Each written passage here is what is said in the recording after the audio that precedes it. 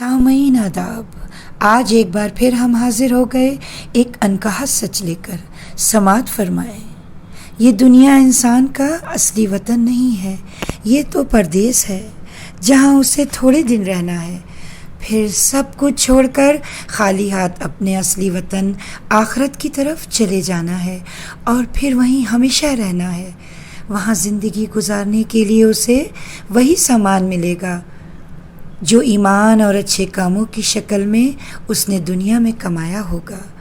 اگر اس کے پاس ایمان اور نیک کاموں کی پونجی ہوگی تو اسے آخرت کی ہمیشہ رہنے والی زندگی میں جنت کی کبھی نہ ختم ہونے والی بے پایا حقیقی اور ایسی نعمتیں ملیں گی جن کے بارے میں کبھی سوچا بھی نہیں جا سکتا۔ نیک انسان کو وہاں اللہ کی خوشی، اس کا قرب اور اس کا دیدار ملے گا۔ آئیے سنیں اب ہمارے دل کی صدا ہم سے کیا کہہ رہی ہے کہ میرا ذاتی مکان کیسا ہو۔ میرا مکان ایسا ہو جس کا ایک دن کا بھی حرام کا نہ ہو۔ میرا مکان ایسا ہو جس میں کسی کا کوئی قرض نہ ہو۔ میرا مکان ایسا ہو جہاں کوئی ناگوار بات سنائی نہ دے۔ میرا مکان ایسا ہو جس میں غیبت نہ ہو، بہتان نہ ہو،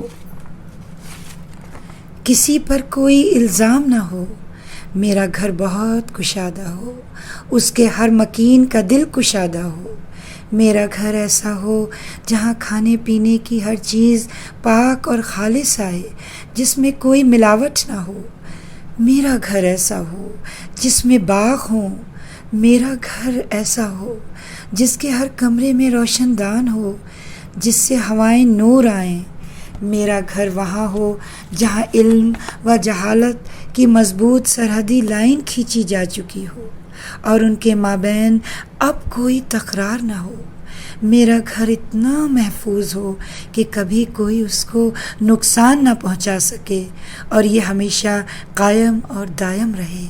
میرا مکان ایسا ہو جس میں اللہ کی کبریائی بلند ہو اور اس کے مکین رسول اللہ صلی اللہ علیہ وسلم کے عاشقین ہوں۔ میرا مکان ایسا ہو جس کے فرش پر سجدوں کے نشانات ضبط ہوں اور اس کا کوئی کونا قیام، رکوع و سجدوں کی کثرت کا گواہ ہو۔ میرا مکان ایسا ہو جس کے در و دیوار میری شہادت کی گواہی دیں۔ میرا مکان ایسا ہو جیسے مشرق سے طلوع ہوتا اور مغرب میں غروب ہوتا سورج اپنی کرنوں سے منور رکھے۔ میرا گھر ایسا ہو جس میں خوشیاں ہی خوشیاں ہوں۔ میرا گھر ایسا ہو جس میں باغ ہوں، جس میں ہر قسم کے لذیذ پھل کثرت سے ہوتے ہوں۔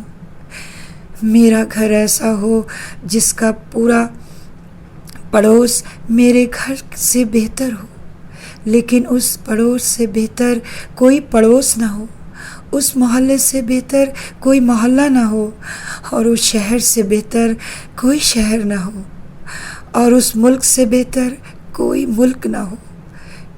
میرے پڑوس میں دنیا کا سب سے بہترین انسان یعنی میرا محبوب رہتا ہو۔ میرے پڑوس کے نیچے سب سے خوبصورت نہر بہتی ہو جس کے پانی کی سفیدی اور مٹھاس تمام نہروں سے بہتر ہو، اور اس دریا کا مالک وہی میرا محبوب ہو۔ اب وقت ہے آپ لوگوں سے الوداع کہنے کا۔ انشاءاللہ پھر حاضر ہوں گے کوئی انکہا سچ لے کر یا کہانی۔ تب تک کے لیے خدا حافظ۔